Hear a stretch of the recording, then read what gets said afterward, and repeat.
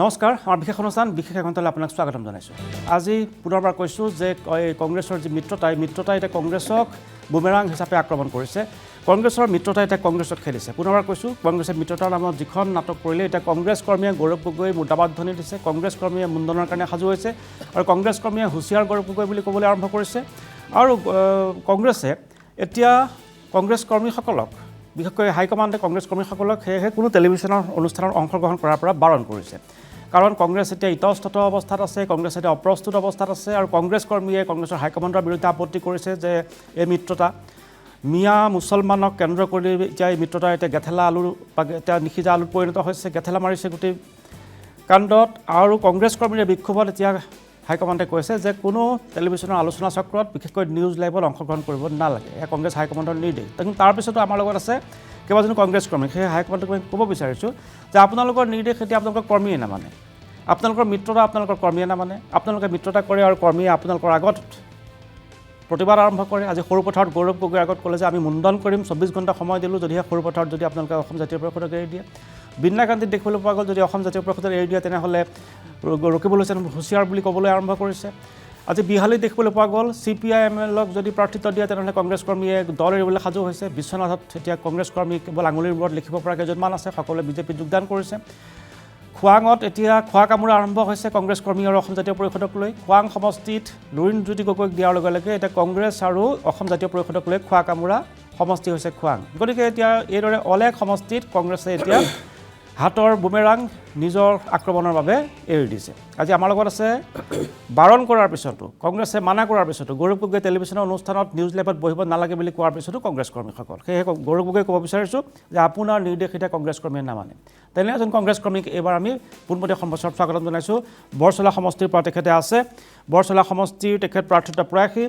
তেখেতৰ নাম হৈছে দক্ষিণা দেৱী গুজৰাল বৰচলা সমষ্টিৰ পৰা প্ৰাৰ্থিত্ব বিচাৰিছে বৰ্তমান তেওঁ ঢেকিয়াজুলি সমষ্টিৰ পৰা আছে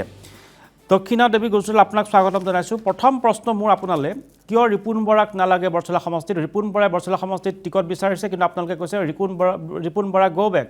ৰিপুণ বৰা কাবাক নালাগে স্থানীয় প্ৰাৰ্থীক লাগে বুলি আপোনালোকে প্ৰতিবাদ কৰিছে ৰিপুণ বৰা কিয় নালাগে বৰচলা সমষ্টিত বাইদেউ দক্ষিণা বাইদেউ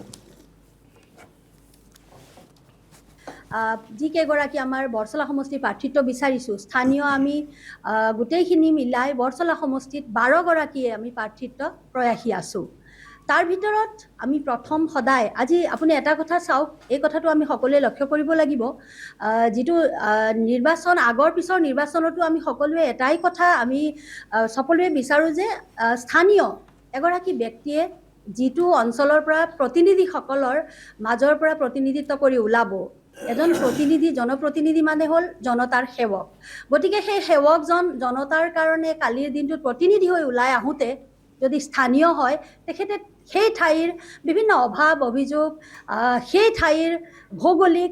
যিটো পৰিৱেশ থাকে সেই গোটেইখিনিৰ লগত ওতঃপ্ৰোতভাৱে জড়িত হয় আৰু সেই মানুহখিনিৰ সেই স্থানীয় মানুহখিনিৰ অভাৱ অভিযোগ সেই সকলোখিনি বুজি পাব আৰু তেওঁলোকৰ সুখ দুখৰ সমভাগী হ'বলৈ সহজ হৈ পৰে তেনে ক্ষেত্ৰত আমি সদায় প্ৰথম অগ্ৰাধিকাৰ হিচাপে কিন্তু আমি সকলোৱে যিকোনো দলে আমাক স্থানীয় যিকেইগৰাকী ব্যক্তি আছোঁ সকলোৰে মাজৰ পৰা এগৰাকীক যদি দিয়ে আমি সকলোৰে সংগঠনক মূল্যবোধৰ ৰাজনীতি এটা কৰিবৰ কাৰণে একেলগে ঐক্যবদ্ধ হৈ আগবাঢ়ি যাম আৰু অনাগত দিনত কংগ্ৰেছ দলৰ এগৰাকী সৈনিক কৰ্মী হিচাপে নিষ্ঠাবান যিখিনি নিজৰ দায়িত্ব থাকিব তাৰ মাজেৰে আমি আগুৱাই গৈ সংগঠনটোক মজবুত কৰাৰ ক্ষেত্ৰত আগবাঢ়ি যাম বুজিলোঁ বাইদেউ আপুনি লাইনত থাকিব দক্ষিণা দেৱী গুজৰাল তেখেত গোৰ্খা সম্প্ৰদায়ৰ এগৰাকী মহিলা উইঙৰ তেখেত নেত্ৰীও আৰু তেখেতে এটা সম্প্ৰদায়ক তেখেতে প্ৰতিনিধিত্ব কৰে আৰু তেখেত হৈছে এই যে বৰচলা সমষ্টিৰ স্থানীয় এজন ব্যক্তি তেখেতে প্ৰাৰ্থিত্ব বিচাৰিছে আৰু এতিয়া পেৰাচুট লেণ্ডিঙৰ দৰে যিদৰে গৌৰৱ গগৈ আহিছিল কংগ্ৰেছৰ সভাপতি পদ ল'বলৈ সেইদৰে ৰিপুণ বৰা গহপুৰৰ পৰা আহিছে বৰচলা সমষ্টিত পেৰাচুট লেণ্ডিং কৰিছে আৰু বৰচলা সমষ্টিৰ টিকট লাগে এই ৰিপুণ বৰা এসময়ত প্ৰদেশ কংগ্ৰেছৰ সভাপতি আছিল দল এৰিলে তৃণমূল কংগ্ৰেছলৈ গ'ল আকৌ উভতি আহিলে কি কাৰণে আহিলে তেওঁ সেয়াও নক'লে কিয় গৈছিল সেয়াও নক'লে তেওঁ সময়ত কেবিনেট মন্ত্ৰী আছিল তাৰপিছত এতিয়া তেওঁৰ সমষ্টি নোহোৱা হৈছে মুখ ঠেকেচা খাইছে উৎপল বৰাৰ লগত গহপুৰত কেইবাবাৰো আৰু এতিয়া ৰিপুণ বৰা গহপুৰৰ পৰা এই 60ৰ ঊৰ্ধৰে ব্যক্তিজন প্ৰায় 70 হ'ল এতিয়া বৰচলা সমষ্টিত আহি টিকট বিচাৰিছে আৰু গোৰ্খা সম্প্ৰদায়ৰ এগৰাকী ব্যক্তি মহিলা দক্ষিণা দেৱী গুজৰালে কৈছে যে আমাক স্থানীয় প্ৰাৰ্থী লাগে আৰু গৌৰৱ গগৈ যে আপুনি যিমানেই কওক যে কংগ্ৰেছ কৰ্মীসকলক যে নিউজ লাইভৰ আলোচনা চক্ৰত বহিব নালাগে কাৰণ আপোনালোকৰ মুখা খোল খায় কিন্তু মই কওঁ যে এইসকল সচেতন এইসকল সঁচা কংগ্ৰেছ কৰ্মীয়ে তেওঁলোকৰ অধিকাৰৰ বাবে নিউজ লাইভক সদায় মঞ্চ হিচাপে গণ্য কৰি আহিছে দক্ষিণা দেৱী গুজৰাল বাইদেউ ৰিপুণ বৰাক কেতিয়াৰ পৰা বৰচলা সমষ্টিৰ টিকট বিচৰা হ'ল কেইমাহ হ'ল কেতিয়াৰ পৰা সেই বৰচলা সমষ্টিত এই খোপনি পুতিবলৈ আৰম্ভ কৰিলে নিৰ্বাচনৰ কিমান দিন আগত নিশ্চয়কৈ এতিয়া কথা হ'ল সেই 12গৰাকী যি প্ৰত্যাশী আছোঁ বৰচলা তাৰ ভিতৰত মাননীয় ৰিপুণ বৰা ডাঙৰীয়াও এগৰাকী আছে এগৰাকী জ্যেষ্ঠ কংগ্ৰেছৰ নেতা তেখেত আমি সকলোৱে জানো উৰ্বৰ ভূমি গহপুৰৰ পৰাই তেখেতৰ পৰিচয় এতিয়া ময়ো এটা ৰাজনৈতিক দলৰ অসম প্ৰদেশ মহিলা কংগ্ৰেছৰ সাধাৰণ সম্পাদিকা লগতে APCCৰ এগৰাকী ময়ো এক্সিকিউটিভ মেম্বাৰ হিচাপে আছোঁ এটাই কথা স্পষ্টকৈ ক'ব বিচাৰোঁ যে জ্যেষ্ঠসকল আছে তেখেতসকলৰ এটা শুদ্ধ সিদ্ধান্তত এটা শুদ্ধ নিৰ্ণয় হ'ব আৰু উপযুক্ত এগৰাকী প্ৰাৰ্থীয়ে বৰচলা সমষ্টিৰ পৰা প্ৰাৰ্থিত্ব পাব আৰু এইবাৰ কিন্তু এটাই কথা আমি নিশ্চিত যে শোণিতপুৰৰ 5টা সমষ্টিৰ ভিতৰত যদি উপযুক্ত প্ৰাৰ্থী এগৰাকী বৰচলাত টিকেটটো পায় তেতিয়াহ'লে আমি বহুল ভোটত বিজয়ৰ দিশত অগ্ৰগতিত বৰচলা সমষ্টিটো কংগ্ৰেছৰ হাতলৈ আহিব আমাৰ লগত আজি ৰঞ্জীৱ কুমাৰ শৰ্মাও উপস্থিত আছে তেওঁ বিজেপিৰ মুখপাত্ৰ জ্যেষ্ঠ নেতা আমাৰ লগত আছে বিশিষ্ট সাংবাদিক ভূপেন্দ্ৰনাথ ভট্টাচাৰ্য আপোনাকো স্বাগতম আমাৰ লগত আছে নগাঁৱৰ পৰা বিন্নাকান্দি সমষ্টিত কংগ্ৰেছৰ ৰকিবুল হুছেইনৰ বিৰুদ্ধে প্ৰতিবাদ সাব্যস্ত কৰিছে কামাল হুছেইন বৰভূঞাল ৰহুল আমিনো আমাৰ লগত থাকিব তেওঁলোকো কংগ্ৰেছ কৰ্মী যোৰহাটৰ পৰা আছে আমাৰ লগত গোলাঘাটৰ পৰা সমীৰণ দিগন্তৰ লগত আছে কেইবাজনো ব্যক্তি তেওঁলোকে কংগ্ৰেছৰ এই মিত্ৰতাৰ নাটকখনৰ বিষয়ে এতিয়া যিসকল ব্যক্তি অপ্ৰস্তুত হৈছে আৰু যিসকল ব্যক্তি এতিয়া আমনি পাইছে আৰু এই মিত্ৰতা সদায় একেবোৰ কথা সকলো কথা আজি ক'ব কিন্তু ৰঞ্জীৱ কুমাৰ শৰ্মা গোৰ্খা সম্প্ৰদায়ৰ কাৰণে আপোনালোকে অত কাম কৰিছে মুখ্যমন্ত্ৰী গোৰ্খা সম্প্ৰদায়ৰ কাৰণে ইমান সুন্দৰ আঁচনি দিছে এই গোৰ্খা সম্প্ৰদায়ৰ এগৰাকী বাইদেউ আমি দেখিছোঁ তেওঁৰ সৈতে নাম হৈছে দক্ষিণা দেৱী গুজৰাল আপুনি চিনি পায় কংগ্ৰেছত কিয় ৰাখি থৈছে এইসকল গোৰ্খা সম্প্ৰদায়ৰ ব্যক্তি নাই দক্ষিণা কংগ্ৰেছৰ গোৰ্খা সম্প্ৰদায় কি কৰিলে আজিলৈকে সেই কথাটো দক্ষিণাই বুজি পাব লাগে দক্ষিণা কেৱল ৰাজনৈতিক কৰ্মীয়ে নহয় এগৰাকী সুলিখিকা আৰু দক্ষিণাৰ ইম্পৰ্টেঞ্চটো হ'ল যে তাই অসমীয়া সাহিত্যক নেপালী সাহিত্যলৈ অনুবাদ কৰে আৰু নেপালী সাহিত্য অসমীয়া সাহিত্যলৈ অনুবাদ কৰে এগৰাকী ভাল অনুবাদিকা শিক্ষয়িত্ৰী মানে তেওঁৰ নিজৰ স্কুল আছে গতিকে মই আশা ৰাখিম যে দক্ষিণা তেনেকুৱা এটা ৰাজনৈতিক দলত নাথাকে অদূৰ ভৱিষ্যতে ওলাই আহিব আত্মসন্মান তেওঁৰ আছে বুলি মই বিশ্বাস কৰোঁ তেওঁৰ মাতৃও এগৰাকী ভাল শিক্ষক আছিলে আমি চবে জয়মতী বাইদেউ বুলি মাতিছিলোঁ মই চিনি পাওঁ পাৰ্চনেলি গোটেই পৰিয়ালটোক মই চিনি পাওঁ এটা টিকট পাব নাই কংগ্ৰেছৰ টিকট কেনেকৈ দিব দক্ষিণাৰ দৰে এগৰাকী মানে দক্ষ নেতৃত্বটো কংগ্ৰেছে টিকট নিদিয়ে ৰাজহাৰটো পোন তাইৰ গতিকে তেওঁ কেনেকৈ টিকট পাব যেনেকৈ বাটা চোৰাঙে নাপায় তেনেকৈ দক্ষিণাও নাপায় তাত ৰিপুণ বৰাই পাব আৰু ৰিপুণ বৰাক সেইকাৰণে বৰচলালৈ লৈ আহিছে গৌৰৱ গগৈ ৰিপুণ বৰাৰ প্ৰতি গৌৰৱ গগৈ ঋণী সেইকাৰণে গৌৰৱ গগৈয়ে ৰিপুণ বৰাক বৰচলালৈ লৈ আহিছে কিয়নো আজিৰ তাৰিখত গৌৰৱ গগৈৰ সকলো কাম অফিচিয়েল কাম ৰিপুণ বৰাই কৰে লিখা মেলাৰ পৰা আৰম্ভ কৰি চব কাম গতিকে তেনেকুৱা এজন ক্লাৰিকেল মানুহ বয়স হ'ব পাৰে কিন্তু তেওঁ ক্লাৰিকেল মানুহ গতিকে ক্লাৰিকেল কামৰ কাৰণে তেওঁক টিকট দিব ছাৰ্ভিচৰ তেওঁক পুৰস্কাৰ দিব সেয়া এটা বেলেগ কথা কিন্তু কংগ্ৰেছৰ যিটো এলায়েন্স আমি ইমান দিনে যিটো কথা কৈ আছিলোঁ যে নামনি অসমৰ 20-22খন মিয়া অদূষিত চিটক লৈ কংগ্ৰেছ আৰু ৰাইজৰ দলৰ মাজত সংঘাত হ'ব আৰু সেই সংঘাতৰ কাৰণেই মানে এতিয়া মূল কথাটো হ'ল যে আমি কংগ্ৰেছে কেনেকৈ 15খন আসন 12খন আসন জিকিব পাৰে মিয়া এৰিয়াত সেইটো যুঁজত কংগ্ৰেছ আছে গতিকে সেই যুঁজত কংগ্ৰেছে ৰাইজৰ দলক বলি দিব ওলাইছে ঠিক আছে মই আৰু ৰাইজৰ দলো সেই বলি হ'বলৈ সাজু হৈছে ঠিক আছে আজি যথেষ্ট সময় পাব আপুনি ক'বলৈ ভূপেন্দ্ৰও আছে হয় ভূপেন্দ্ৰও ক'ব মই এবাৰ গৈছোঁ প্ৰথম পোনপটীয়াখন বছৰলৈ তেওঁলোকে যথেষ্ট সময় অপেক্ষা কৰিব নোৱাৰে মই প্ৰথম গৈছোঁ যোৰহাটৰ প্ৰদীপ বৰাৰ কাষলৈ আমাৰ বিৰোধী প্ৰদীপ আপোনাৰ কাষলৈ আহিছোঁ যোৰহাটবাসী ৰাইজে এই কংগ্ৰেছৰ এই মিত্ৰতাৰ এই যিখন নাটক আমি কৈছোঁ flop show' super duper flop এখন চিনেমা এই চিনেমা আমনিদায়ক হৈছে কেতিয়া শেষ হয় ঠিক নাই দীঘল হৈছে চিনেমাখন শেষ হোৱাৰ কোনো নাম নাই আৰু এতিয়া তাত অভিনয় কৰি থকা এই নায়কসকলৰ বিৰুদ্ধে দৰ্শকে এতিয়া আক্ৰমণ কৰিবলৈ উদ্যত হৈছে অভিনয় কোনে কৰিছে গৌৰৱ গগৈ অভিনয় কৰিছে কোনে কৰিছে অখিল গগৈ কৰিছে কোনে কৰিছে লুৰিণজ্যোতি গগৈয়ে কৰিছে তেওঁলোকৰ চিনেমাখনৰ থিমটো কি মিয়া মুছলমান থিম হৈছে মিয়া মুছলমান আৰু সকলোকে মিয়া মুছলমানৰ যি অধ্যুষিত সমষ্টি তাক লাগে থপিয়া অৰিয়া হৈছে থিম মিয়া মুছলমান নায়ক অভিনেতা হৈছে গৌৰৱ গগৈ অখিল গগৈ আৰু লুৰিণ গগৈ আৰু দৰ্শক হিচাপে ৰাখি থৈছে এইসকল কংগ্ৰেছ কৰ্মী যিয়ে এতিয়া মুণ্ডন কৰিবলৈ সাজু হৈছে, দল এৰিবলৈ সাজু হৈছে, দল এৰিছে, মুণ্ডন কৰিছে, প্ৰতিবাদ কৰিছে, ৰাজীৱ ভৱনত ধৰ্ণা দিছে। যোৰহাটবাসীয়ে কি দেখিছে, কি কয়?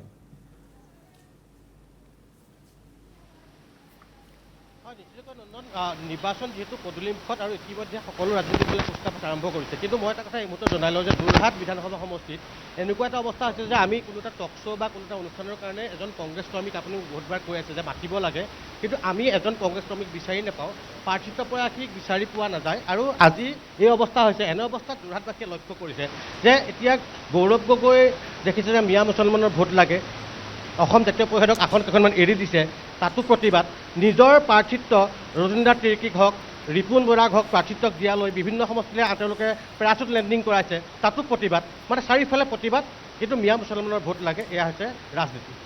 আচলতে চাব দেই, এটা কথা ডাঙৰ কথা যে আমি যোৰহাটবাসী হিচাপে অত্যন্ত মানে দুখ পাওঁ, লাজ পাওঁ যে আমাৰ সাংসদগৰাকীয়ে এগৰাকী অকৰ্মণ্য সাংসদ আমি পালোঁ। চুলি পকি গ'ল, কিন্তু ৰাজনীতিৰ পথাৰখনত তেওঁ পৰিপক্ক হোৱা নাই, পকা নাই এতিয়ালৈকে। আৰু তেওঁৰ নেতৃত্বত কংগ্ৰেছে যে অসমত কিবা এটা কৰিব পাৰিব, এইটোতো সুদূৰ পৰাহত, মানে কোনোকালে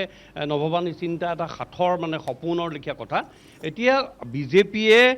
নিৰ্বাচনী প্ৰচাৰ চলাবলৈ বাকী থোৱা নাই, শেষ কৰিলে, ইতিমধ্যে সামৰণি পেলালে। গতিকে সামৰণি পেলাই ক'ত কোন জয় হ'ব এইবিলাক নিশ্চিত হৈ আছে, কেতিয়া কোনে পাৰ্টি দিব সেইবিলাক নিশ্চিত হৈ আছে, জয়ৰ পিছত যিবিলাকে খাদ্য হ'ব, বিৰাট উৎপাত হ'ব, ফূৰ্তি হ'ব, এইবিলাক নিশ্চিত হৈ আছে। সেই সময়ত কিন্তু কংগ্ৰেছে কি কৰিছে, ঘাটে ঘাটে গৈ ভোট খুজিবলৈ গৈ পেলাই আঁঠু কাঢ়িব লগা হৈছে, ঘেৰাও হ'বলগীয়া হৈছে।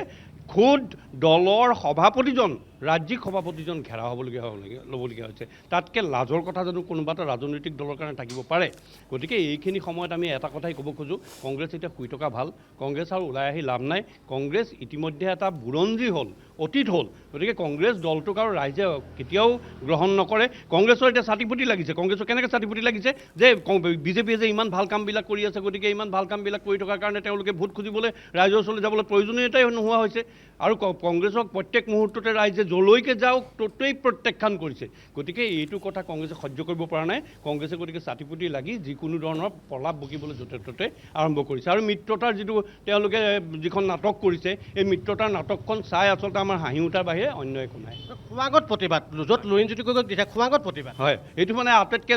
লাজৰ কথা। মানে লুৰিণজ্যোতি গগৈয়ে হওক বা বিভিন্ন ধৰণৰ দল সংগঠন দলবিলাক, ৰাজনৈতিক দলবিলাক হওক, কংগ্ৰেছৰ নেগুৰত ধৰি ৰাজনৈতিক বৈতৰণি পাৰ হোৱাৰ, নিৰ্বাচনী বৈতৰণি পাৰ হোৱাৰ যিটো তেওঁলোকে আছিল, সেইটো আচলতে অসমৰ ৰাইজে, অসমৰ ভোটাৰে। মই ধ্ৰুৱ ওচৰলৈ আহিছোঁ, একেটা কথাই আপোনাৰ প্ৰশ্ন মোৰ একেটাই যে এফালে নিৰ্বাচন সমাগত, এফালে প্ৰতিবাদ, এফালে গৃহকন্দল, আনফালে অসম জাতীয় পৰিষদক আসন দিয়াত লৈ কংগ্ৰেছৰ প্ৰতিবাদ। আৰু য'ত কংগ্ৰেছৰ প্ৰাৰ্থী বেলেগ বেলেগ জেগাত দিব নিছে, তাতো কংগ্ৰেছ কৰ্মীৰ প্ৰতিবাদ। নহয় চাওক, ইলেকশ্যনলৈ মাত্ৰ এটা মাহ বাকী আছে। আজিৰ তাৰিখত বিৰোধীৰ অৱস্থা দেখি আমাৰ দুখ লাগিছে। আৰু বিৰোধী আপোনাৰ নাই বুলি ক'লেও আচলতে বঢ়াই কোৱা নহয়। য'ত আচলতে বিৰোধী মিত্ৰজোঁট বুলি যিটো কৈছে, আচলতে মিত্ৰজোঁট নহয়, বিৰোধী কেইজনমান নেতা আছে, তেওঁলোকৰ কেইজনমান মিডিয়া পেনালিষ্ট আছে, কিন্তু গ্ৰাছৰুটত তেওঁলোকৰ মানুহ নাই বুলি ক'ব পাৰি। আপুনি য'ত এজেপিয়ে য'ত প্ৰাৰ্থী দিছে তাত গৃহকন্দল হৈছে, আপোনাৰ খোৱাঙত দিছে তাত গৃহকন্দল হৈছে, য'ত সৰু পথাৰত দিয়াৰ কথা ওলাইছে তাত গৃহকন্দল হৈছে, আপোনাৰ বৰচলাত কংগ্ৰেছৰ ৰিপুণ বৰাক দিয়াৰ কথা কৈছে তাত কংগ্ৰেছৰ মাজত গৃহকন্দল হৈছে। গতিকে ইয়াতকৈ আৰু দুৰ্ভাগ্যজনক কথা নাই। পৰীক্ষালৈ মাত্ৰ এটা মাহ বাকী আছে, য'ত এজন ষ্টুডেণ্টে আপোনাৰ ৰিভাইজ কৰিব লাগে, ৰিভাইজ কৰি পৰীক্ষাৰ কাৰণে প্ৰিপেৰেশ্যন কৰিব লাগে, য'ত বিজেপিয়ে মাৰাথান জেগা কৰিলে তাত বিৰোধীয়ে কিন্তু ৰিভাইজটো বাদ দিয়ক, আপুনি তেওঁলোকে লেচন আওৰাই আছে, তেওঁলোকে আজিলৈকে লেচনেই শেষ হোৱা নাই। গতিকে নিশ্চিতভাৱে বিৰোধীৰ কাৰণে দুৰ্ভাগ্যজনক। আৰু আজিৰ তাৰিখত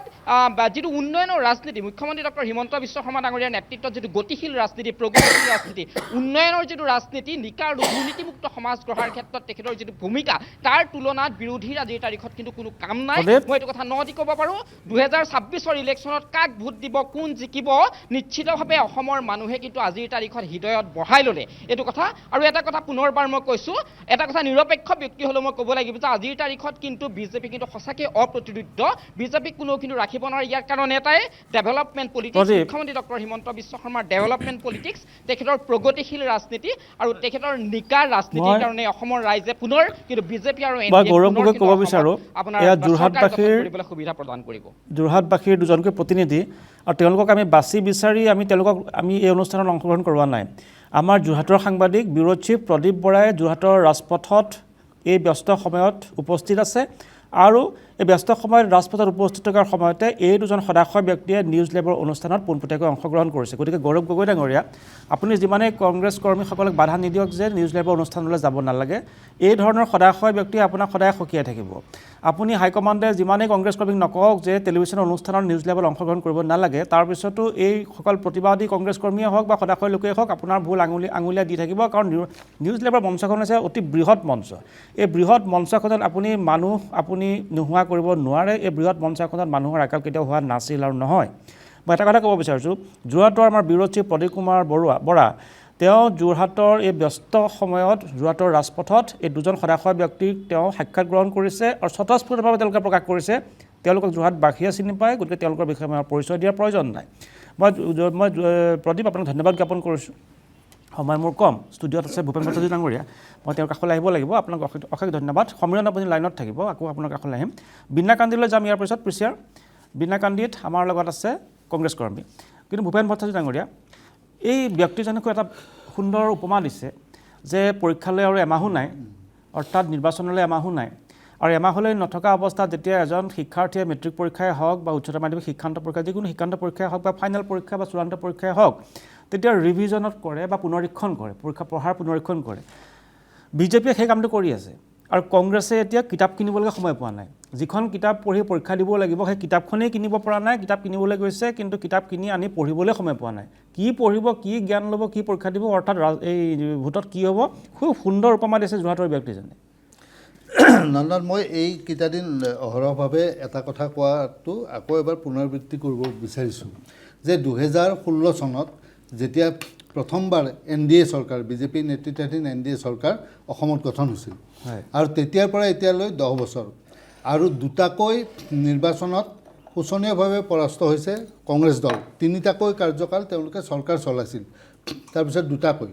গতিকে তৃতীয়বাৰ যিখিনি সময়ত NDA চৰকাৰে তৃতীয়বাৰ শাসনলৈ অহাৰ কাৰণে প্ৰস্তুতি চলাইছে, তাকো কেতিয়াবাৰে পৰা, সেই সময়ত এই ধৰণৰ এখন বেটেলৰ কাৰণে কংগ্ৰেছ দলে কি ধৰণৰ প্ৰস্তুতি চলাইছিল তাৰেই নমুনা এইবিলাক দেখিবলৈ পোৱা গৈছে।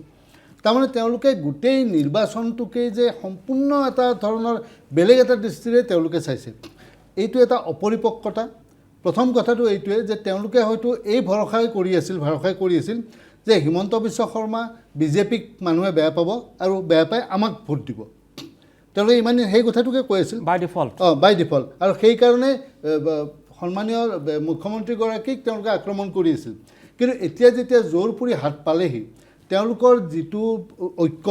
বিৰোধী ঐক্য যদি বিৰোধী দলসমূহ ঐক্যবদ্ধ নহয়, তেতিয়াহ'লে বিজেপিক প্ৰতিহত কৰিব নোৱাৰে। সেইটো কথাটো সকলোৱে জানে। 24ৰ লোকসভা নিৰ্বাচনতো আমি সকলোৱে কৈ আছিলোঁ, তেওঁলোকে নিজে ফলাফল পাইছে। গতিকে তাৰ পাছতে মই 21ৰ কথা লৈ আহি পেলাই পিছুৱাই আহিলোঁ। 24ৰ লোকসভা নিৰ্বাচনৰ পাছত তেওঁলোকে যিসকলে বিজেপি বিৰোধী, তেওঁলোক আহি পেলাই ঐক্যবদ্ধ হ'ব লাগিছিল, তেওঁলোকে ছাৰ্ভে চলাব লাগিছিল। আজিৰ তাৰিখত কংগ্ৰেছৰ কাৰণে 126টা সমষ্টিৰ প্ৰতিটো সমষ্টিয়ে অতিকে গুৰুত্বপূৰ্ণ। কিহৰ কাৰণে? যে তেওঁলোকৰ যদি সঁচাকৈয়ে বিজেপি NDAক প্ৰতিহত কৰিব বিচাৰে, তেওঁলোকে যদি পুনৰ শাসনলৈ আহিব বিচাৰে, আজি মুখ্যমন্ত্ৰীয়ে অংক এটা বুজাই দিছে। অংকটো কিন্তু একফালৰ পৰা চাবলৈ গ'লে 24খন আসন নাপালে তেওঁলোকে LOP নাপায়। এতিয়া মানে 21খন নেকি, মানে হেৰিখন লাগিব তেওঁলোকে 1/5 নহয়, 1/5 হ'লে 126। তেওঁলোকৰ কথাটো হ'ল তেওঁলোকৰ এতিয়া শেষ ভৰসা হ'ল সংখ্যালঘু প্ৰধান সমষ্টিকেইটা। মুখ্যমন্ত্ৰীৰ কথাটোত আপুনি এই কথাটোকে ক'ব বিচাৰিছোঁ যে বৰচলা আজি সৰভোগক লৈ পেলাই বৰপেটা ৰোডত প্ৰতিবাদ হৈছে, বিহালীত হৈছে, সৰু পথাৰত হৈছে, এই সমষ্টি খোৱাং, এইবিলাক সমষ্টিত তেওঁলোকে ছাৰ্ভে কৰা নাছিল নেকি? আমিতো নিজেই দেখিছোঁ যে সেই সমষ্টিবিলাকত যদি কংগ্ৰেছৰ প্ৰাৰ্থী থাকিলেহেঁতেন তেতিয়াহ'লে প্ৰতিদ্বন্দ্বিতাটো তীব্ৰ হ'লহেঁতেন। এতিয়া যিটো দলক প্ৰাৰ্থিত্ব এৰি দিব খুজিছে AJPৰ সৰু পথাৰত বা খোৱাঙত ভেটি কিমান শক্তিশালী? যদি ভেটি শক্তিশালী নহয়, AJPৰ প্ৰাৰ্থীগৰাকীক কংগ্ৰেছৰ তৃণমূল বা কংগ্ৰেছৰ সমৰ্থক ভোটাৰসকলে ভোট দিবনে নিদিয়ে? সেই ভোটটো ট্ৰেন্সফাৰ হ'বনে নহয়? কোনোবা এখন গুৱাহাটীৰ হোটেলত বা কোনোবা এটা মিটিঙত AJP আৰু কংগ্ৰেছৰ নেতাৰ মাজত বুজাবুজি হ'লেই সেই ভোটটো ট্ৰেন্সফাৰ হৈ যাব বুলি তেওঁলোকে কিয় মানি লৈছে? মেইন কথাটো হ'ল নিৰ্বাচনী যুদ্ধ এখনত যদি বিৰোধী ঐক্যৰ আটাইতকৈ ডাঙৰ কথাটো হ'ল যে যদি ঐক্যবদ্ধ হয়, চিট শ্বেয়াৰিং হয়, তেতিয়াহ'লে এই কথাটো নিশ্চিত হ'ব লাগিব যে যিটো দলৰ প্ৰাৰ্থীয়ে প্ৰাৰ্থিত্ব পাব সেই দলটোক তেওঁলোকৰ মিত্ৰ দলৰ ভোটাৰসকলে ভোট দিবনে নিদিয়ে। যদি এই সমষ্টিকেইটাত যদি কংগ্ৰেছ দলৰ ভোটাৰে ভোট নিদিয়ে তেতিয়াহ'লে AJPয়ে অকল নিজৰ শক্তিৰে জয়লাভ কৰিব পাৰিব তেতিয়াহ'লে কংগ্ৰেছৰ হাতৰ পৰা সেই চিটকেইখন গুচি নাযাবনে AJPৰ নিজৰ শক্তিটো মই কওঁ শুনক আপোনাৰ মনত আছেনে নাজানো বা আপুনি কথাটো অৱগত হয় নহয় তাৰমানে লুৰিণজ্যোতি গগৈয়ে দল গঠন কৰিলে আজি পৰা 5 বছৰ আগতে দল গঠন কৰি দুলীয়াজানৰ পৰা 50জন ল'ৰা লৈ আহিলে লৈ আহি পেলাই তেওঁ ক'লে গুৱাহাটীত তেওঁ ৰোড শ্ব' কৰিব কি কৰিলে গম পায় খানাপাৰাত ৰোড শ্ব' কৰিবলৈ 50টা ল'ৰা 25খন মটৰচাইকেল তেওঁলোকে ৰখাই লাহে লাহে আহিল গণেশগুৰি যেতিয়া পালে তেওঁলোকে নোযোৱা হ'ল কিয় নোযোৱা হ'ল গম পায় তেওঁলোকে যেতিয়া নোযোৱা হ'ল পিছফালে গাড়ী লাইন লাগিল পিছফালে যেতিয়া গাড়ী লাইন লাগিল মহা ভিৰ হ'ল তেতিয়া তেওঁলোকে লাহে লাহে যাবলৈ আৰম্ভ কৰিলে এই ঘণ্টাত 20 কিলোমিটাৰ বেগত যেতিয়া ঘণ্টাত 20 কিলোমিটাৰ বেগত যাবলৈ আৰম্ভ কৰিলে পিছফালৰ যিসকল তেওঁলোকক মানে লুৰিণজ্যোতি গগৈক চিনি নোপোৱা মানুহ পিছফালে যেতিয়া আছিল ভিৰ হৈ গ'ল তেওঁলোকে লাহে লাহে আহিবলগীয়া হ'ল লুৰিণজ্যোতি গগৈয়ে তেতিয়া কাপাল মজাত গৈ কৈছে আমাৰ লগত শক্তি চাওক এনে হাঁহিহঁতৰ কথা আমাৰ লগত শক্তি চাওক বুলি কৈ 50জন ল'ৰা লৈ অহা লুৰিণজ্যোতি গগৈয়ে গুৱাহাটীত তেওঁ শক্তি দেখুৱাইছে আৰু গাড়ী তেওঁলোকে ভিডিঅ' কৰি কৈছে এই আমাৰ শক্তি চাওক মানে হাঁহিহঁতৰ কথা হাঁহিহঁতৰ এখন নাটকৰ এটা মানে অন্তিম এটা আপোনাৰ সীমা থকা উচিত মই নিজে ভাবিছিলোঁ যে তেওঁলোকে নিশ্চয় এইবাৰ এই কথাটো মই কেনেকৈ গম পাওঁ শুনক ভিডিঅ'ত এই গুৱাহাটীৰ মানুহে নিজক দেখিছে দেখি মোক ফোন কৰি কৈছে মইতো কেতিয়াও AJPত জইন কৰা নাই যোগদান কৰা নাই মই কেতিয়া ক'লো আপুনি যোগদান কৰিছে বোলে নহয় আজি আমাক দাবী কৰিছে আমি AJPৰ সমৰ্থক মইতো বুজি পোৱা নাই তেতিয়া তেওঁ মোক কৈছে যে আমি যাবলৈ চেষ্টা কৰিছোঁ আমি ৰাস্তা পোৱা নাই লুৰিণজ্যোতি গগৈয়ে 25খন মটৰচাইকেল লৈ পেলাই আগভেটি ধৰিছে যেতিয়া আমি যাব পৰা নাই পিছফালে আছোঁ তেওঁ আমাক সমৰ্থক কৰি দিছে গতিকে লুৰিণজ্যোতি গগৈৰ শক্তিটো খোৱাঙত সিমানে নহয় গোটেই বিৰোধী দলসমূহৰে প্ৰস্তুতিৰ নমুনা এয়া আজি কেইটা দিন আছে আজি কিমান তাৰিখ আজিৰ তাৰিখৰ পৰা যদি 10 এপ্ৰিলত যদি ভোটগ্ৰহণ হ'বলগীয়া হয় অনুমান কৰা মতে তেতিয়াহ'লে 10 এপ্ৰিলত ভোটগ্ৰহণৰ দিনলৈকে ভাবি চাওকচোন আজিৰ পৰা কেইটা দিন ঠিকেই এটা চমু বিৰতি লৈ লওঁ 1 মিনিটৰ এটা বিৰতি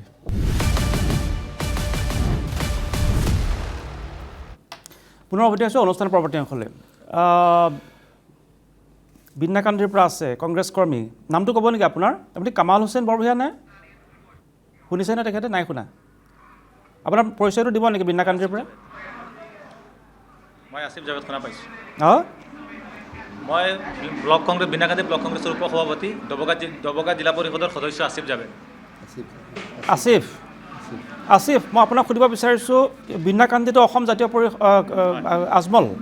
আজমল ডাঙৰীয়াৰ ষড়যন্ত্ৰ ৰকিবুল হুছেইনৰ ষড়যন্ত্ৰ বুলি আপুনি কৈছে এইটো কি ষড়যন্ত্ৰ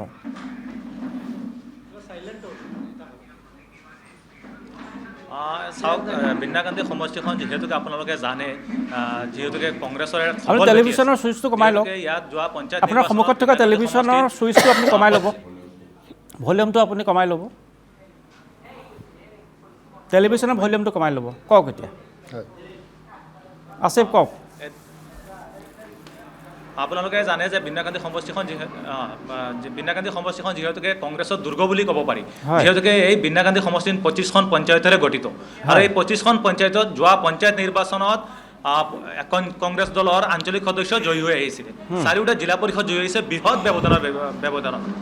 ইয়াত অসম জাতীয় পৰিষদে যোৱা পঞ্চায়ত নিৰ্বাচনত এটা ৱাৰ্ড সদস্য প্ৰক্ষেপ কৰিব পৰা নাই 25খন পঞ্চায়তৰ ভিতৰত মাত্ৰ এখন পঞ্চায়তত তেখেতসকলে আঞ্চলিক সদস্য প্ৰাৰ্থী প্ৰক্ষেপ কৰিছিলে য'ত মাত্ৰ 509টা ভোট লাভ কৰিছিলে ইয়াৰ বিপৰীতে আমাৰ কংগ্ৰেছ দলৰ প্ৰাৰ্থীগৰাকীয়ে 3800 ভোট লাভ কৰিছিলে বৃহৎ ব্যৱধানত আমাৰ কংগ্ৰেছ প্ৰাৰ্থী জয়ী হৈছিলে আৰু বাকী 24খন পঞ্চায়তত অসম জাতীয় পৰিষদে কোনো প্ৰাৰ্থী প্ৰক্ষেপ কৰিব পৰাত ব্যৰ্থ হৈছিলে কিন্তু দেখা গৈছে ইমান শক্তিশালী স্থিতি থকাৰ পিছতো হঠাৎ সংবাদ মাধ্যমত প্ৰচাৰ হৈছে যে সমষ্টিখন অসম জাতীয় পৰিষদৰ হাতত অৰ্পণ কৰিব ইয়াত কংগ্ৰেছে প্ৰাৰ্থী প্ৰক্ষেপ নকৰে নিশ্চিতভাৱে আপোনালোকে জানে যে ইয়াত কংগ্ৰেছ দলৰ সবল বেঠি আছে ইয়াত অসম জাতীয় পৰিষদৰ হাতত তুলি দিয়াৰ কোনো প্ৰশ্নই নাহে নিশ্চিতভাৱে যিহেতুকে বদৰুদ্দিন আজমল ডাঙৰীয়াক খেলিব আৰু বদৰুদ্দিন আজমল ডাঙৰীয়াক ইয়াৰ পৰা ৱাকঅভাৰ দিয়াৰ কাৰণে কিবা চিন্তা চৰ্চা কৰিছে নেকি সেয়াতে সচেতন মহলে আমাক প্ৰশ্ন কৰিছে যিহেতুকে আমাৰ দলৰ মেইন উদ্দেশ্যটো হ'ল বদৰুদ্দিন আজমল ডাঙৰীয়াক অসমৰ পৰা পৰাস্ত কৰা ৰাজনীতিৰ পৰা আঁতৰাই দিয়া কিন্তু কালক্ৰমত সেয়া হৈ উঠিবনে সেয়াও এটা প্ৰশ্ন যিহেতুকে এই গোটেই ষড়যন্ত্ৰটো আপোনালোকে কৈছে যে ৰকিবুল হুছেইনে কৰিছে এই ষড়যন্ত্ৰটো ৰকিবুল হুছেইনে কৰিছে যাতে তানজিল হুছেইনক জিকাব পাৰে চামগুৰিত সেইটো মই অলপ বুজাই দিয়কচোন এইটো সৰ্বজন বিদিত বৰ্তমান জনতাই সেইটো নিশ্চিতভাৱে জনতাই এয়াই চৰ্চা কৰি আছে যে চামগুৰি সমষ্টিৰ লগত কিবা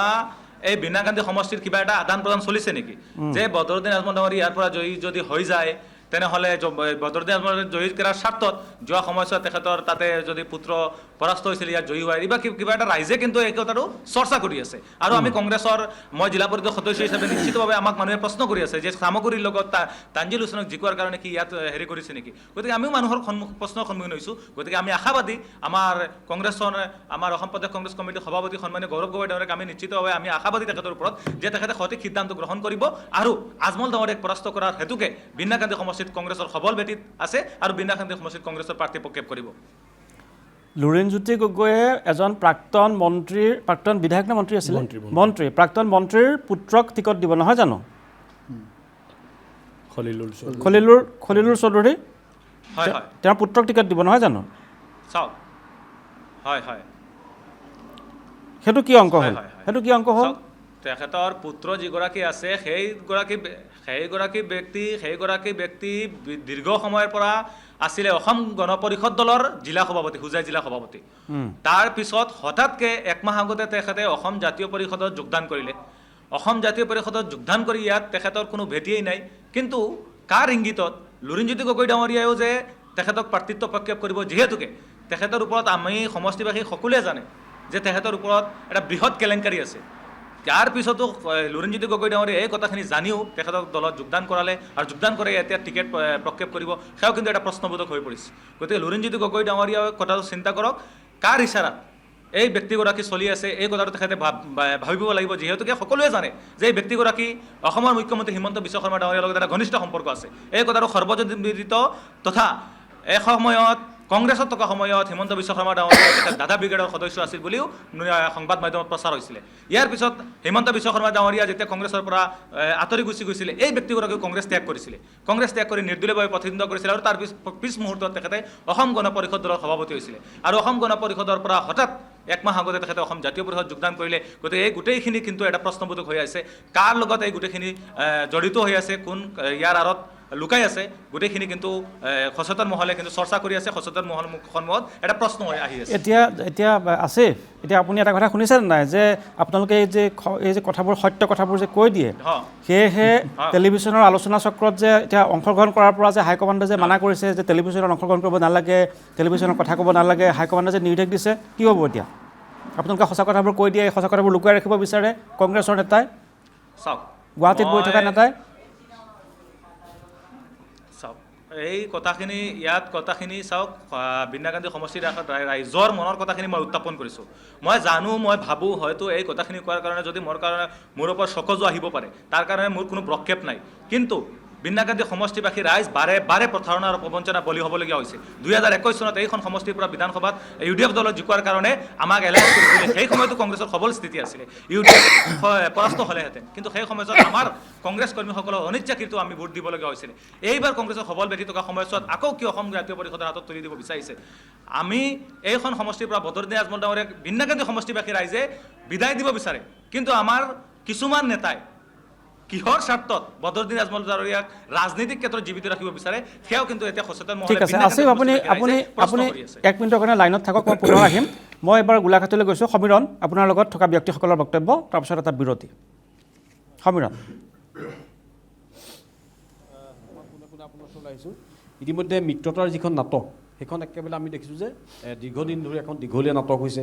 য'ত ইতিমধ্যে মিয়াক সমষ্টিলৈ কংগ্ৰেছৰ সেই নাটকখন আৰম্ভ হৈছে আৰু যাৰ কাৰণে ৰাইজৰ দলে ইতিমধ্যে তেওঁলোকেও মিয়া সমষ্টি বিচাৰি আছে এই যিখন মিত্ৰতাৰ নাটক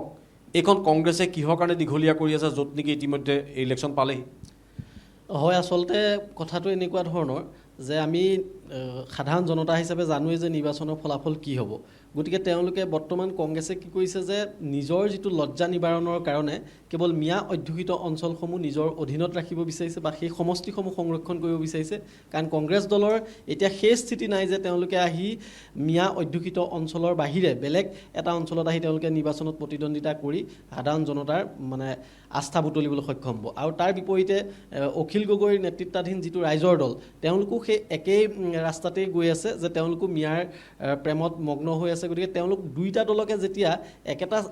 মানে অঞ্চলতে নিৰ্বাচনত প্ৰতিদ্বন্দ্বিতা আগবঢ়াবলৈ লাগিব তেতিয়া তেওঁলোকক খোৱা কামোৰা লগাটো স্বাভাৱিক আৰু আমি এটা কথাই জানো যে কেৱল মাত্ৰ তেওঁলোকে মিত্ৰতাই হওক বা যিয়েই নকৰক মিয়াৰ অধ্যুষিত অঞ্চলকেইটাক লৈ পেলাই তেওঁলোকৰ টনা আজোৱা লাগিব আৰু কংগ্ৰেছে যিকেইটা ছিটত হাৰিম বুলি অলৰেডি জানে সেই ছিটসমূহে তেওঁলোকে মিত্ৰ দলক এৰি দিব আৰু তেওঁলোকে কোনো কাৰণতে নিজৰ যিটো স্থিতি সেই স্থিতিটো যেনে তেনে হ'লেও ৰক্ষা কৰিবৰ কাৰণে মিয়া অধ্যুষিত অঞ্চলসমূহ কোনো কাৰণতে ৰাইজৰ দল বা অন্যান্য দলক এৰি নিদিয়ে আৰু এই নাটকখন দীঘলীয়া কৰি নি একো লাভ নাই কাৰণ বৰ্তমান যিটো উন্নয়নৰ ধাৰা সেই উন্নয়নৰ ধাৰাত মানে বৰ্তমানৰ যিটো আগন্তুক 2026 নিৰ্বাচনৰ ফলাফল জল পটপটকৈ আমাৰ আগত ওলাই আছে আৰু এজন আছে কি ক'ব কিমান দিন চলিব আৰু কংগ্ৰেছৰ মিত্ৰতাৰ নাটক হয় আজিৰ তাৰিখত কংগ্ৰেছে যি মনত এটা দীঘলীয়া মন পুহি ৰাখিছে যে মিয়াৰ নেগুৰত ধৰি তেওঁলোকে নিৰ্বাচনী বতৰণি পাৰ হোৱাৰ যি ইচ্ছা প্ৰকাশ কৰি আছে আজিৰ তাৰিখত দেখা গৈছে যে মিত্ৰতাৰ নামত জাতীয় পৰিষদৰ লগত যি মিত্ৰতা কৰিছে তাত কংগ্ৰেছৰ কৰ্মীয়ে তীব্ৰ প্ৰতিবাদ সাব্যস্ত কৰিছে গতিকে তেওঁলোকে খিলঞ্জীয়া কেইটামান মাত্ৰ ভোটৰ আশাত যিখিনি কৰি আছিলে এতিয়া শেষ হৈ গৈছে গতিকে কোনো কাম নাই তেওঁলোকৰ আচলতে আজিৰ তাৰিখত ভাবিব নোৱাৰা এটা গৌৰৱ গগৈ দুদুল্যমান অৱস্থাত সৃষ্টি হৈছে য'ত নেকি মিয়াৰ অকল নেগুৰত ধৰি তেওঁলোকে নিৰ্বাচনী বতৰণি পাৰ কৰিবৰ কাৰণে চেষ্টা কৰি আছে ধন্যবাদ জ্ঞাপন কৰিছোঁ সমীৰণ ধন্যবাদ মই এটা বিৰতি ল'ম কিন্তু যোৱাৰ পূৰ্বে এই বিনাকান্দি সমষ্টিটো অতি আকৰ্ষণীয় সমষ্টি হৈছে ৰাজনৈতিক দিশৰে ইয়াত চাওক প্ৰাক্তন মন্ত্ৰী খলিলুৰ ৰহমানৰ পুত্ৰক লুৰিণজ্যোতি গগৈয়ে কিয় টিকট দিম বুলি ক'লে সেইটো এটা সাঁথৰ বুলি জিয়াউৰ ৰহমানে পদত্যাগ কৰিব বিচাৰিলে যে মই টিকট পোৱাৰ কাৰণে আশা কৰিছিলোঁ বা টিকট দিয়াৰ কথা আছিল এতিয়া খলিলুৰ ৰহমান চৌধুৰীৰ পুত্ৰক দিব গতিকে জিয়াউৰ ৰহমানে দল এৰিব পৰ্যন্ত উপক্ৰম হ'ল তাৰ পিছতে আজমলৰ যাতে ৰাজনীতি সুৰক্ষিত হয় ৰকিবুল হুছেইনে আজমলক সুৰক্ষিত কৰিবলৈ আৰু যাতে তানজিল হুছেইনে সহায় কৰে চামগুৰি সমষ্টিত সেই অংকত তেওঁ নামিল যদিহে সেইটো হয় তেনেহ'লে আজমলতো বলি দিবলৈ গৈছে আমাৰ কি আছিলে আগৰ আব্দুল আজিজকতো বলি দিবলৈ আৰম্ভ কৰিছে এই মানুহজন ইউডিএফত আছিল অগপ কেইদিনমান বহি থাকিল হঠাৎ ইউডিএফলৈ আহিল এতিয়া বলি দিবলৈ গৈ আছে আব্দুল আজিজক 2 নম্বৰ 3 নম্বৰ কথাটো হৈছে যে মুখ্যমন্ত্ৰী হিমন্ত বিশ্ব শৰ্মাৰ দাদা ব্ৰিগেডৰ মানুহ আছিল বুলি কৈছে এই খলিলুৰ ৰহমান চৌধুৰীৰ পুত্ৰ এতিয়া চাওক এটা বিজেপি অগপ ইউডিএফ কংগ্ৰেছ খিচিৰি এইটোতো মহাসন্মিলন হৈছে অসমৰ নন্দন বিনাকান্দি মহাসন্মিলন হৈছে আপোনালোকৰ ইয়াত এটা সময় আছেনে এতিয়া আপোনালোক চমুকৈ ক'লে আছে তেতিয়া নাই ঠিক আছে ইয়াৰ উত্তৰ দিব মই ক'ম যে বিনাকান্দি সমষ্টিটো কিয় কংগ্ৰেছ সকলোৰে মহাসন্মিলন হৈছে অসমৰ নিৰ্বাচনৰ ৰাজনীতিৰ মহাসন্মিলন কাৰণ চাওক খলিলুৰ ৰহমান চৌধুৰীৰ পুত্ৰৰ লগত দাদা ব্ৰিগেডৰ মানুহ বুলি এতিয়া আসিফে ক'লে আৰু আজমলক সুৰক্ষিত কৰিবলৈ বিনাকান্দি সমষ্টিত দিলে কাৰণটো কি ইফালে যাতে চামগুৰিৰ সহায় হয় তানজিলৰ ৰকিবুল হুছেইনে সেই অংক কৰিলে যদি সেইটো হয় আহিল যদি সেইটোৱে হয় তেনেহ'লে এই আব্দুল আজিজক কিয় যোগদান কৰাইছিল আজমলে চামগুৰিত খেলিবলৈ এই মানুহটো নিৰপৰাধী মানুহ এটা বহি আছিল আৰু যদি খলিলুৰ ৰহমান চৌধুৰীৰ পুত্ৰ যদি দাদা ব্ৰিগেডৰে মানুহ হয় তেনেহ'লে এই অংকটো অসম জাতীয় পৰিষদে কিয় বিজেপিৰ লগত হাত মিলালে গোটেই কথাটো এটা সাঁথৰ হৈছে নিশিজা অংক হৈছে যদি আপুনি সাঁথৰৰ উত্তৰটো দিব পাৰে মই ভাল পাম সাঁথৰ উত্তৰটো দিম মই ভাল পাম আপুনি দিব পাৰিলে অসমৰ ৰাজ্যৰ এই যিটো দুৰ্বৈধ অৱস্থাটো আপুনি দূৰ কৰিব লাগিব খন্তেক বিৰতি লৈ লৈছোঁ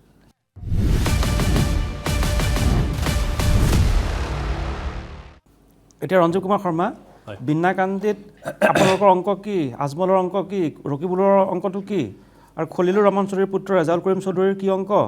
জিয়াউৰ ৰহমানৰ কি অংক লুৰিণজ্যোতি গগৈৰ কি অংক আৰু সকলো দলৰ কিয় মহাসন্মিলন হৈছে তাত চাওক এই গোটেই অংকটো আপুনি বাদ দিয়ক ৰাজনীতিটো অংক হয়েই ইকুৱেশ্যন কেমেষ্ট্ৰি এইবিলাক ৰাজনীতিত থাকেই কিন্তু মিয়া ৰাজনীতিটো কিয় ইমান জটিল আৰু কিয় ইমান সৰল আপুনি চাওক মিয়া ৰাজনীতিটো দেখাত বহুত সৰল কিন্তু ভিতৰি বহুত জটিল এইকাৰণেই জটিল এইবাৰ মিয়া ৰাজনীতি কোনো ৰাজনৈতিক দলে কণ্ট্ৰল নকৰে না লুৰিণজ্যোতি গগৈয়ে কৰিব না অখিল গগৈয়ে কৰিব না গৌৰৱ গগৈয়ে কৰিব কোনে কৰিব এইবাৰ মিয়া ৰাজনীতি কণ্ট্ৰল কৰিব তবলিগী জামাতে মই আপোনাৰ শ্ব'ত ইয়াৰ আগতো কৈ গৈছোঁ যে তবলিগী জামাত অসমত সক্ৰিয় হৈছে তবলিগী জামাতৰ অসমত যিমান মছজিদ আছে প্ৰত্যেকটো মছজিদক কেন্দ্ৰ কৰি একোটাকৈ সমিতি আছে প্ৰত্যেকটো মছজিদ কমিটি বুলি কয় তেওঁলোকে মছজিদ কমিটিৰ জৰিয়তে তবলিগী জামাতে অসমৰ মিয়া ৰাজনীতি কণ্ট্ৰল কৰিবলৈ ওলাইছে আৰু তেওঁলোকে সৰু মিটিং কৰি আছে এই প্ৰশ্নৰ উত্তৰ সেইটো নহ'ল নহয় নাই মই কৈ আছোঁ তো তবলিগী জামাতে গোটেই ইকুৱেশ্যনটো কৰি আছে আৰু তবলিগী জামাতৰ লগত যোন আণ্ডাৰষ্টেণ্ডিঙত যাব সিয়ে মিয়া ভোট পাব তবলিগী জামাতে কণ্ট্ৰল কৰিব আৰু তবলিগী জামাত অল ইণ্ডিয়া লেভেলত কংগ্ৰেছৰ লগত আছে গতিকে কংগ্ৰেছৰ হৈ এইবাৰ মিয়া অঞ্চলত তবলিকি জামাতে কাম কৰিব, যিটো তবলিকি জামাত তেনেহ'লে- পৃথিৱীৰ প্ৰায় 40খন দেশত নিষিদ্ধ সংগঠন। তেনেহ'লে বিন্না কান্দি কংগ্ৰেছে ল'ব লাগিছিলে। সেইকাৰণে কৈছোঁ এতিয়ালৈকে এনাউন্স কৰা নাই।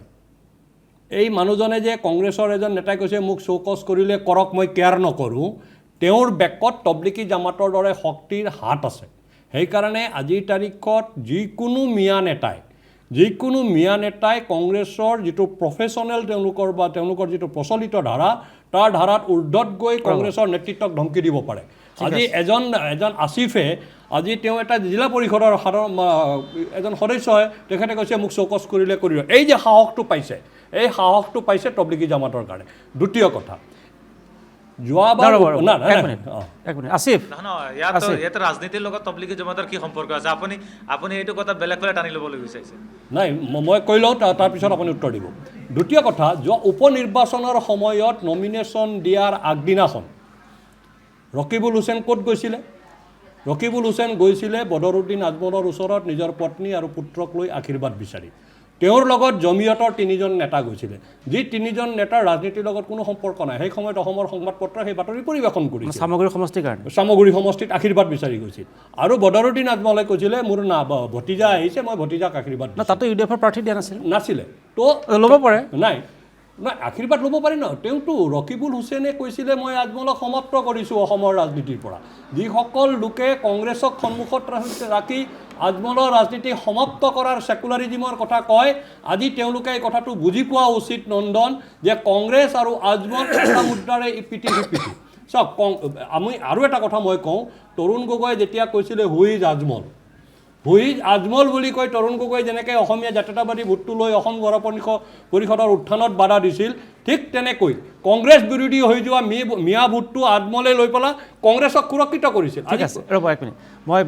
মানে মোৰ লগত গজল বাইদেউ আছে, মই অপেক্ষা কৰি আছোঁ। মই কথাখিনি কমপ্লিট কৰিব, জাভেদৰ উত্তৰটো মই লৈ লওঁ। নাই, মই জাষ্ট আৰু 1 মিনিট, আধা মিনিট কওক। তো আজমল আৰু কংগ্ৰেছ কেতিয়াও পৰিপন্থী নহয়, পৰিপূৰক হয়। সেই কথাটো আমি বুজি পাব লাগে। আজমলে কেতিয়াও কংগ্ৰেছৰ হাৰ্ড ৰাজনীতিত হিট নকৰে। UPAত আজমল আজিও আছে,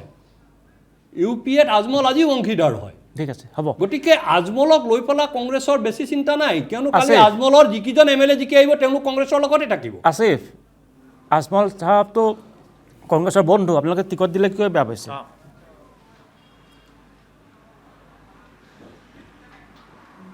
নহয়, আজমল চাওক, আজমল আমাৰ পৰা 100 মিটাৰ দূৰত্বত। আমি আজমলৰ সদায় মানে বিপক্ষত থিয় দিছোঁ। দীৰ্ঘ সময়ছোৱাত এইখন পূৰ্বতে যমুনামুখ সমষ্টি আছিলে, যমুনামুখ সমষ্টি থকা সময়ছোৱাতো আমি আজমলৰ বিপক্ষে আছিলোঁ। এইবাৰ বিন্না গান্ধী সমষ্টি আছে, আমি আজি টিল টুডে আমি আজমলৰ বিপক্ষে এই মাতি আছোঁ। যদি কংগ্ৰেছ আৰু আজমল একে হ'লেহেঁতেন আমি মাত নামাতিলোহেঁতেন। কিন্তু প্ৰশ্ন হৈছে, যেতিয়া আজমলৰ এগেইনষ্টত যেতিয়া অসম জাতীয় পৰিষদ তুলিছে, তেতিয়া মানুহে প্ৰশ্ন কৰিছে যে, বা আমাৰো সন্দেহ হৈছে যে তলে তলে কিবা এটা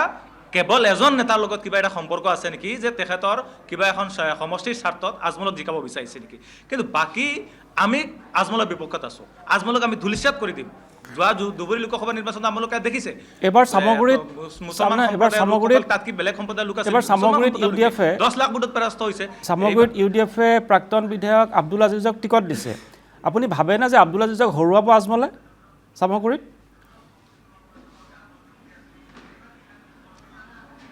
নাই, সেইটো অংকত তেখেতসকলে হয়তো আব্দুল আজিজ ইয়াত নাম উচ্চাৰণ হোৱাৰ লগে লগে ইয়াত হয়তো আমাৰ অসম জাতীয় পৰিষদত প্ৰাৰ্থী দিব বিচাৰিছে, সেইটোৱেই এটা চৰ্চা চলি আছে। বাকী আমি কৈছোঁ আব্দুল আজিজ তাৰ প্ৰাৰ্থী হওক, UDF-ৰ প্ৰাৰ্থী হওক, আমাৰ কোনো আপত্তি নাই। কিন্তু বিন্নাখান্দি সমষ্টিত কংগ্ৰেছৰ প্ৰাৰ্থী হওক, আমি আজমল ডাঙৰীয়াক পৰাস্ত কৰি দেখুৱাই দিম। ঠিক আছে, যদি আজমলক প্ৰাৰ্থী দিয়ে তেতিয়া আপোনালোকে কংগ্ৰেছত থাকিব নাথাকে? আৰু বিন্নাখান্দিৰ আৰু আজমলক যদি প্ৰাৰ্থিত্ব দিয়ে আপোনালোকে তেওঁক সহায় কৰিব নকৰে? যদি কেন্দ্ৰীয় নেতৃত্বৰ সিদ্ধান্ত হয়, নে কংগ্ৰেছত থাকিব নাথাকে তেতিয়া আজমলক দিলে? নহয়, আজমলেতো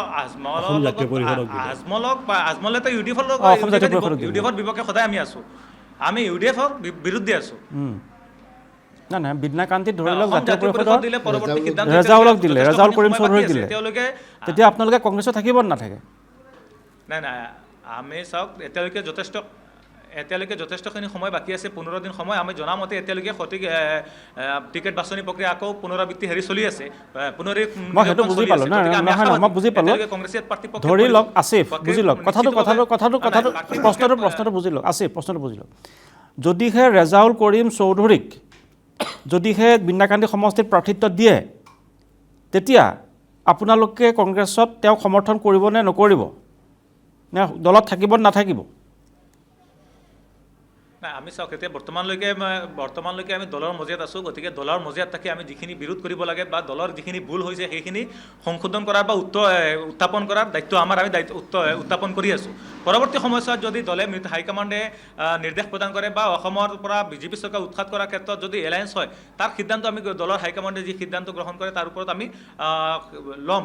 পিছত গোটেইখিনি সিদ্ধান্ত আমি গ্ৰহণ কৰিম কিন্তু বৰ্তমানলৈকে আমি অসম জাতীয় পৰিষদৰ ইয়াত কোনো ভেটি নাই আমি বিচাৰি আছোঁ আপুনি মূলতঃ এইটোৱে ক'ব বিচাৰিছে যে লুৰিণজ্যোতি গগৈক যদি সমষ্টিটো এৰি দিয়া যায় তেতিয়া ৰেজাউল কৰিম চৌধুৰীক দিব তেওঁ দুৰ্বল প্ৰাৰ্থী হ'ব সিফালে আজমল উঠিব কংগ্ৰেছে প্ৰাৰ্থী নিদিয়ে আজমল ধুনীয়াকৈ ওলাই গুচি আহিব নহয় জানো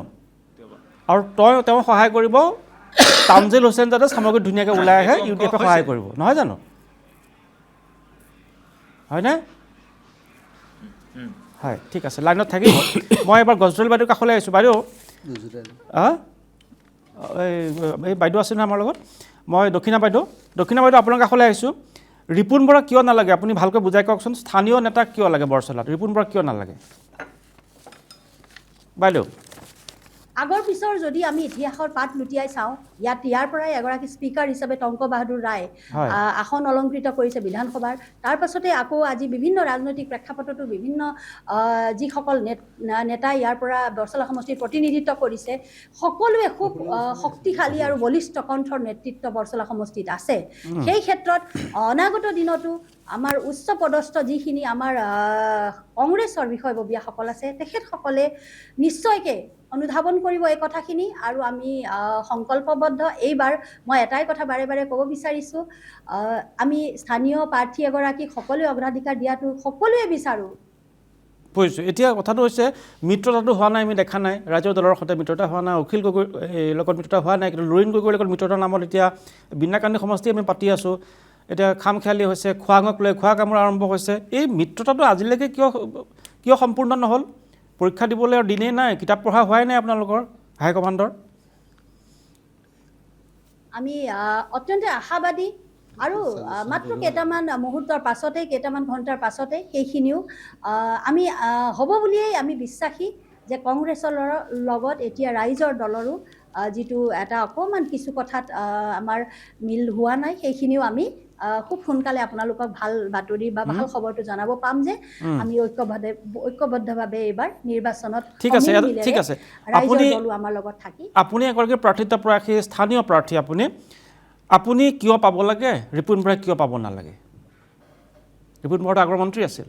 প্ৰথমতে আজিৰ সময়ত এগৰাকী বিদ্যালয়ৰ শিক্ষয়িত্ৰী এখন প্ৰাইভেট স্কুলত মই শিক্ষয়িত্ৰী হিচাপে কাম কৰি আছোঁ আৰু মই এগৰাকী লেখকো হয় আজিৰ সময়ত মই সংস্কৃতি আৰু সাহিত্য ক্ষেত্ৰখনৰ লগত জড়িত মোৰ 8খনমান কিতাপ ওলাইছে আৰু অনাগত দিনত এটা জাতিৰ পৰাও মই প্ৰতিনিধিত্ব কৰিছোঁ আজিলৈকে এই কথাটো মই উনুকিয়াবই লাগিব অসমৰ ইতিহাসত মই এগৰাকী গোৰ্খা নাৰী আৰু গোৰ্খা কমিউনিটিৰ পৰা অসমৰ ইতিহাসত প্ৰথমগৰাকী মহিলা যিয়ে বিধানসভাৰ কাৰণে মই টিকেটটো বিচাৰিছোঁ ঠিক এতিয়া মই এটা প্ৰশ্ন কৰোঁ যে আপোনাৰ পৰিচয়টো আমিও পাতিছোঁ ইয়াৰ আগতে যে আপুনি এগৰাকী সৰবৰাহী মহিলা আৰু আপোনাৰ লেখক সাহিত্যিক হিচাপেও আপোনাৰ এটা সুনাম আছে হাইকমাণ্ডক আপুনি কি আহ্বান জনাব যে এই কথাটো বিবেচনা যে কৰা নাই আপোনালোকে ইতিমধ্যে প্ৰাৰ্থনা কৰিছে এতিয়ালৈকে প্ৰতিবাদ পৰ্যায়লৈকেও গৈছে কিন্তু আপুনি খুব সুন্দৰকৈ কথাখিনি প্ৰকাশ কৰিছে হাইকমাণ্ডলৈ কি আহ্বান ৰিপুণ বৰাৰ ক্ষেত্ৰত যে তেওঁক দিব নালাগে বা আপোনালোকে স্থানীয়জনক বিচাৰে এই কথাটো কেনেকৈ ক'ব হাইকমাণ্ডলৈ কি আহ্বান আছে নহয় তাকে কৈছোঁ মই হাইকমাণ্ডক আমাৰ ফালৰ পৰা সেই এটাই অনুৰোধ জনাব বিচাৰিছোঁ যে যিকোনো আমাৰ 12গৰাকী প্ৰাৰ্থীৰ ভিতৰত স্থানীয় প্ৰাৰ্থী এগৰাকীয়ে যাকেই নিদিয়ক আমি সেইসকলৰ লগত থাকি অনাগত দিনত আমি সংগঠনৰ ভেটি মজবুত বাইদেউ এটা বিৰতি ল'ম মই বুজিলোঁ এটা বিৰতি ল'ম আপুনি লাইনত থাকিব বিৰতিৰ পিছত আমি কথা পাতিম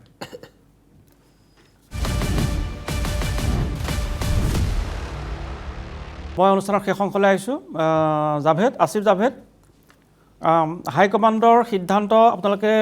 কৈছে যে সলনি হ'ব কেতিয়াকৈ সিদ্ধান্ত আহিব বিনাকান্দিৰ ক্ষেত্ৰত আৰু আলোচনা কোনে কোনে কৰি আছে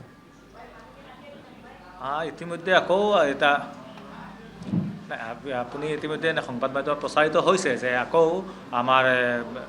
স্ক্ৰিন কমিটিৰ অধ্যক্ষা প্ৰিয়ংকা গান্ধী ডাঙৰীয়ানী, আমাৰ ডেপুটি লিডাৰ দেৱব্ৰত শইকীয়া ডাঙৰীয়া, ইয়াৰ পিছত আমাৰ অন্যান্য গৌৰৱ গগৈ ডাঙৰীয়া আছে, তেখেতসকলে আকৌ 30টা সমষ্টিৰ আমাৰ টিকেটসমূহ কি গৈছে পুনৰীক্ষণ কৰি আছে। যদি তেওঁলোকে আছে সমষ্টিত আশাবাদী আমি সোনিয়া গান্ধী ক্ষমা কৰিব প্ৰিয়ংকা গান্ধী আপোনালোকৰ আমাৰ যোগাযোগ হৈ মিত্ৰতাৰ ক্ষেত্ৰত প্ৰিয়ংকা গান্ধী হৈছে সৰ্বোচ্চ নেতা, দেৱব্ৰত শইকীয়া আছে,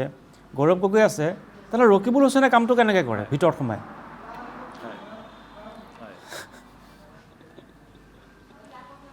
তেখেত চাওক, তেখেতো এটা বিভাগৰ অধ্যক্ষ আছিলে আৰু হেৰিটো আমাৰ এলায়েন্সৰ দায়িত্বটো তেখেতসকলৰ 5জনৰ ওপৰত দায়িত্ব দিছিলে দলৰ সভাপতি ডাঙৰীয়াই। গতিকে সেই দায়িত্ব তেখেতে পালন কৰাৰ সময়ত গোটেইখিনি প্ৰক্ৰিয়া তেখেতে কিবা এটা আলোচনা কৰিছে, এইটো বেলেগ কথা, চামগুৰি বা বীণা গান্ধী এইটো, কিন্তু বাকী গোটেইখিনি কথা আমাৰ দলৰ হাইকমাণ্ডে চাই আছে, গৌৰৱ গগৈ ডাঙৰীয়া, আৰু আমি আশাবাদী এতিয়ালৈকে আমাৰ দলৰ সভাপতি ডাঙৰীয়াৰ লগত যিহেতু আলোচনা হৈছিলে। এতিয়া চাওক আছিফ, মোৰ সময় কম, এতিয়া এই যে আসন ভাগ বতৰাক লৈ এতিয়া মেকুৰীয়া পিঠা ভগোৱাৰ নিচিনা হৈছে। মেকুৰীয়া পিঠা ভগোৱাৰ যিটো কাহিনী সেইটোৰ লগতে মিল আছে। বীণা গান্ধী কওক, সৰুপথাৰ কওক, খোৱাং কওক, আপুনি নাওবৈচা কওক, দলগাঁও কওক, আৰু ঢেৰ সমষ্টি আছে। এই সমষ্টিবোৰত এতিয়া এই গণ্ডগোলবোৰ চলিছে। মেকুৰীৰ পিঠা ভগোৱা কোনে কিমান ভাগ পায় ঠিক নাই, শেষত গৈ নিজে নিজে ভাগটো পোৱা মানে অংকটোৱে বেছি হয়গৈ। এই যে এইটো সমস্যা, এই সমস্যাটো কিয় আৰম্ভ হৈছে? হাইকমাণ্ডে কিয় তৃণমূল কৰ্মীৰ কথাবোৰ বুজি নাপায়? চাওক, এলায়েন্সটো কেনেকৈ হ'ব লাগে, এলায়েন্সটো কেনেকৈ হ'ব লাগে, য'ত যাৰ গণভিত্তি আছে তাত সেই অনুপাতে সেই সমষ্টিটো সেইটো দলক দিব লাগে। আজি বীণা গান্ধী সমষ্টি নাই অসম জাতীয় পৰিষদৰ, সেইটো দিয়াটো মানে কি? হাইকমাণ্ডে কিয় কথাটো বুজি নাপায়? যিজন শক্তিশালী প্ৰাৰ্থী তেওঁকেতো দিব লাগে, তেওঁ কিয় নিদিয়ে, আনক কিয় দিয়ে? ইয়াৰ অংকটো কি হয়, কাৰ লাভ হয়? ধন্যবাদ। বিশেষ এজন মানে নেতা আছে যিজনে তেখেতৰ অকল তেখেতৰ স্বাৰ্থতে দলটোক বিপদে পৰিচালিত কৰাৰ চেষ্টা কৰিছিলে, কিন্তু আশাবাদী ইতিমধ্যে গোটেইখিনি কথা বুজিব পাৰিছে, উপলব্ধি কৰিব পাৰিছে দলৰ শীৰ্ষস্থানীয় নেতাসকলে, আৰু আমাৰ দলৰ প্ৰাৰ্থী প্ৰক্ষেপ কৰিব বীণা গান্ধী। মই আকৌ এটা কথা কৈছোঁ, আছিফ তেখেতে যিটো কথা কৈছে যে আকৌ পুনৰীক্ষণ কৰিব, তাৰমানে বিৰোধী ঐক্য বা কংগ্ৰেছৰ আসন বুজাবুজি যিবিলাক কথা ওলাইছে একো কথাই চূড়ান্ত হোৱা নাই। আৰু চূড়ান্ত যদি আজিৰ তাৰিখত হোৱা নাই, আজিৰ পৰা যদি 5টা দিন পাছতো চূড়ান্ত কৰে, সেই চূড়ান্ত দিল্লীৰ বৈঠকত হ'ব বা ৰাজীৱ ভৱনৰ বৈঠকত হ'ব বা ইয়াত কোনোবা এখন হোটেলৰ বৈঠকত হ'ব। সেই কথাটো সমষ্টিলৈ গুচি যাবনে নাযায়, মই সেই কথাটো এইকাৰণেই কৈছোঁ যে ইয়াৰ আগৰ কেইবাটাও নিৰ্বাচন যদি বিশ্লেষণ কৰা যায়, তেতিয়াহ'লে ভোট ট্ৰেন্সফাৰ নোহোৱাৰ ফলত বিৰোধী ঐক্যৰ প্ৰাৰ্থী কিন্তু জয়লাভ নকৰিলে। লুৰিণজ্যোতি গগৈৰ ক্ষেত্ৰতে আমি দেখিছোঁ লোকসভা নিৰ্বাচনত। গতিকে ভোট ট্ৰেন্সফাৰ হ'ব নাই। যদি কালিলৈ ৰেজাউল কৰিম চৌধুৰীয়ে সমষ্টিত প্ৰাৰ্থী পায়, তেতিয়াহ'লে আছিফহঁতৰ দৰে কংগ্ৰেছৰ সমৰ্থকসকলে তেওঁক ভোট দিবনে নাই, সেইটো কথাই। যদি প্ৰিয়ংকা গান্ধী ডাঙৰীয়ানীৰ নেতৃত্বত আকৌ বৈঠক বহিব, আকৌ সমষ্টি হ'ব, কিন্তু কেইটামান সমষ্টিটো কাৰোবাক কাৰোবাক দিব, সেই সমষ্টিকেইটাত কংগ্ৰেছে সমৰ্থন কৰিব বুলি মোৰ এতিয়া সন্দেহ আছে। এইকাৰণে যে কংগ্ৰেছৰ নেতৃবৰ্গ কিন্তু ভালদৰে ছাৰ্ভে কৰি চাব লাগিছিল, কথা পাতিব লাগিছিল। বিৰোধী ঐক্য যিহেতু হ'ব বুলিয়ে তেওঁলোকে জানে, গতিকে তেওঁলোকে কেইটামান সমষ্টি নিৰ্দিষ্ট কৰি ল'ব লাগিছিল আৰু সেই সমষ্টিৰ লোকসকলৰ লগত কথা পাতিব লাগিছিল। নকৰাৰ ফল, অপৰিপক্কতাৰ ফল এইটো। ঠিক আছে নন্দন, গোটেই খেলটো হৈছে পইচাৰ। গোটেই খেলটো হৈছে পইচাৰ। কংগ্ৰেছৰ নেতৃত্বই 22-23টা বিধানসভা সমষ্টিৰ পৰা 2-3জনকৈ মানুহৰ পৰা পইচা লৈছে। এতিয়া টিকট দিব লাগিব, গতিকে কংগ্ৰেছৰ নেতৃত্ব হলটেকত আছে, সেইকাৰণে তেওঁলোকে এইটো পিছুৱাই আছে। 50,000 টকা লোৱাটো কৈছে। 50,000 নহয়, 50,000টো এইটো টোকেন, এইটো অফিচিয়েলি দিছে। টিকট দিম বুলি লৈছে, টিকট দিম বুলি থাৰ্ড মেনক লগোৱাই কংগ্ৰেছৰ নেতৃত্বই সম্ভাৱ্য প্ৰাৰ্থীৰ পৰা কোটিৰ হিচাপত টকা কালেকশ্যন কৰিছে। মাননীয় মুখ্যমন্ত্ৰীয়ে পাব, বাকী কেইজনে তেতিয়া বিদ্ৰোহ নকৰিব। সেইকাৰণে বস্তুটোক পিছুৱাই আছে। শেষ মুহূৰ্তত কৈ দিব হাইকমাণ্ডে কৰিলে আমি কি কৰিম। সেইকাৰণে কংগ্ৰেছৰ নেতৃত্বই গোটেই বলটো এতিয়া হাইকমাণ্ডলৈ লৈ গৈছে আৰু দিল্লীৰ পৰা ডাইৰেক্ট ডিক্লাৰেশ্যন কৰিব। কোনো এলায়েন্স ফেলায়েন্স নহয়, চিধা চিধি কথাই 22টা চিটত কংগ্ৰেছে খেলিব, যি মিয়া চিট আছে, কিয়নো কংগ্ৰেছৰ অস্তিত্বৰ প্ৰশ্ন আছে। উজনিৰ 2টা চিট লুৰিণজ্যোতি গগৈক এৰি দিব, সেইটো আমি আগতো কৈছোঁ, আজিও কওঁ। উজনিৰ 2টা চিটক বাদ দি লুৰিণজ্যোতি গগৈক বাছ, আৰু কোনো চিট কংগ্ৰেছে এৰি নিদিয়ে। আপোনালোকে অগপক ত্যাগৰ বাহিৰে কি এৰি দিব? নাই, আমাৰতো চাওক, আমাৰতো অলৰেডি কালি মুখ্যমন্ত্ৰীয়ে কৈছে দেখোন, আজিও কৈছে, অতুল আৰু মুখ্যমন্ত্ৰী বহি এদিন এনাউন্স কৰিব, অন্যখিনি চব হৈ গৈছে। এনাউন্সটো লৈ কলিয়াবৰ থাকিব, বোকাখাত থাকিব, ত্যাগ থাকিব। নাই, অন্যখিনি চাওক, অতুল বৰা আৰু মাননীয় মুখ্যমন্ত্ৰী বহি এদিন ঘোষণা কৰি দিব দিলীপ শইকীয়া মাননীয় মুখ্যমন্ত্ৰী অতুল বৰা নাই কংগ্ৰেছৰতো কাজিয়া হৈছে না আমাৰ ক'ৰবাত অগপকৰ্মীয়ে কাজিয়া কৰিছে নেকি ক'ৰবাত বিজেপি কৰ্মীয়ে কেতিয়া কৰিব জানিব বিচাৰিছোঁ নাই আমাৰ হৈ যাব 2 এদিনতে হৈ যাব আৰু সেইটোলৈ কোনো কথা নাই কিন্তু তাৰিখ দিব পৰা আপোনালোকেও হোৱা নাই আমি এতিয়া আপুনি আধা বেপাৰীক নাৱৰ খবৰ জাহাজৰ খবৰ সুধিলে কেনেকৈ হ'ব মইতো মুখপাত্ৰই দলৰ শীৰ্ষ নেতৃত্বই ক'ব সেইটো কথা কিন্তু আমি এই কথাটো জানো যে কংগ্ৰেছৰ মানুহবিলাকে আমাক কয় না দাদা ইমান পইচা লৈছে কেনেকৈ এলায়েন্স কৰিম হ'ব ৰঞ্জিত শৰ্মা হয় ধন্যবাদ হয় আজি অনুষ্ঠানৰ বিদায় লৈছোঁ নমস্কাৰ শুভৰাত্ৰি